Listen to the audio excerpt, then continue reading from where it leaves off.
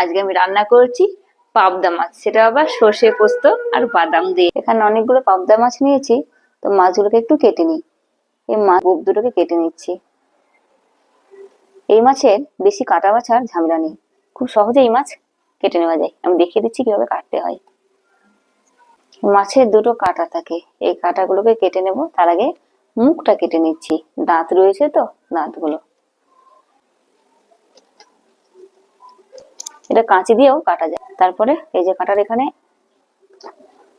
একটু কেটে নিলেই পুরোটা বেরিয়ে চলে আসবে। যে এইভাবে খুব সহজে এই মাছ কেটে নেওয়া যায়। আর এই যে পেটের নোংরা গুলোকে এইভাবে বের করে নেওয়া যায়। এটা ফুলকা, এটাও আমি পরিষ্কার করে দিচ্ছি, ফেলে দিচ্ছি। পাবদা মাছ কি সহজে কাটা হয়ে গেল, এটাকে রেখে দিচ্ছি।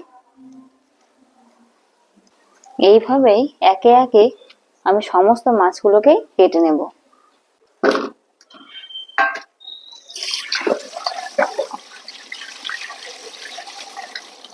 মাছ ভালোভাবে ধুয়ে পরিষ্কার করে নিয়েছি। এবার এগুলোকে নুন হলুদ মাখিয়ে দেব।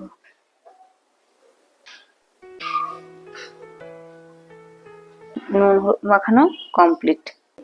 কিছুক্ষণ রেখে দিচ্ছি। আর ওদিকে মশলাটা আমি রেডি করে নেব।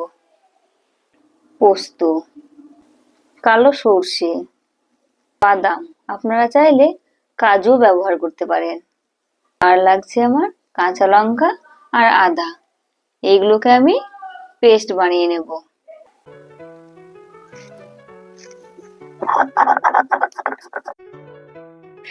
কড়াই গরম হয়ে গেছে, এর মধ্যে দিয়ে দিচ্ছি আমি সর্ষের তেল। তেল গরম হয়ে গেছে, তেলটা একটু কড়াইয়ে চারিদিকে লাগিয়ে দিচ্ছি। কড়াই ভালোভাবে গরম না করে তার মধ্যে যদি তেল দেওয়া হয় না, সেই তেলের মধ্যে মাছ দিলে পরে মাছগুলো লেগে যায়। যেহেতু খুব নরম মাছ, সেই জন্য আমি কড়াইয়ের মধ্যে অল্প অল্প করে দিয়ে ভেজে নেব।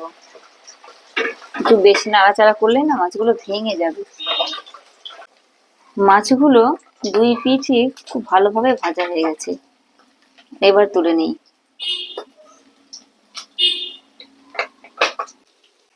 ওই তেলের মধ্যেই বাকি মাছগুলোকেও আমি দিয়ে দিচ্ছি, এগুলোকেও ওই একইভাবেই ভেজে নেব।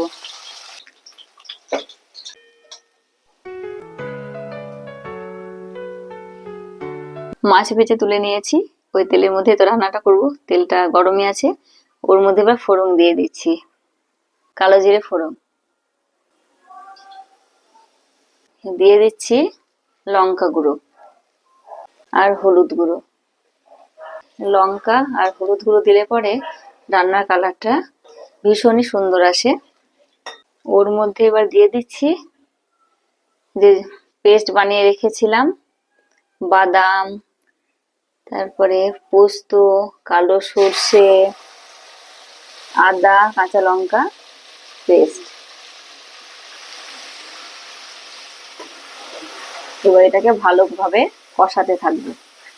মশলাটা কষানোর সময় যাতে পুড়ে না যায়, তার জন্য এর মধ্যে দিয়ে দেবো আমি খুব অল্প পরিমাণে জল, যে শিলটা ধুয়ে রেখেছিলাম সেই জল।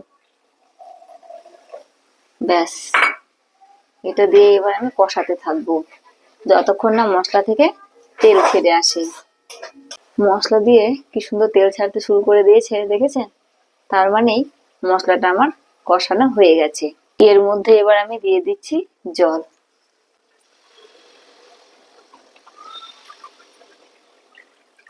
এই গ্রেভিটা ফুটে উঠলেই এর মধ্যে দিয়ে দেব মাছগুলোকে। পরিমাণ মতো নুন, এর মধ্যে দিয়ে দিচ্ছি স্বাদ মতো চিনি। চিনিটা দিলে রান্নার স্বাদটা খুবই সুন্দর হয়। এর মধ্যে এবার একে একে দিয়ে দিচ্ছি মাছগুলো। এই মাছ গ্রেভির মধ্যে দেওয়ার পর বেশিক্ষণ ফোটাতে হয় না, একদম নরম মাছ তো, তাহলে আর খেতে গিয়ে কিছুই পাওয়া যাবে না, সব গলে যাবে। এর মধ্যে এবার ছড়িয়ে দিচ্ছি উপর থেকে ধনেপাতা কুচি। এর মধ্যেই দিয়ে দিচ্ছি কাঁচা লঙ্কা চেরা। রান্নার শেষে ধনেপাতা আর কাঁচা লঙ্কা দিলাম, এতে রান্নার স্বাদটা খুব সুন্দর হবে আর একটা দারুণ সুগন্ধ বেরিয়েছে। রান্না আমার কমপ্লিট, এবার পরিবেশনের পালা।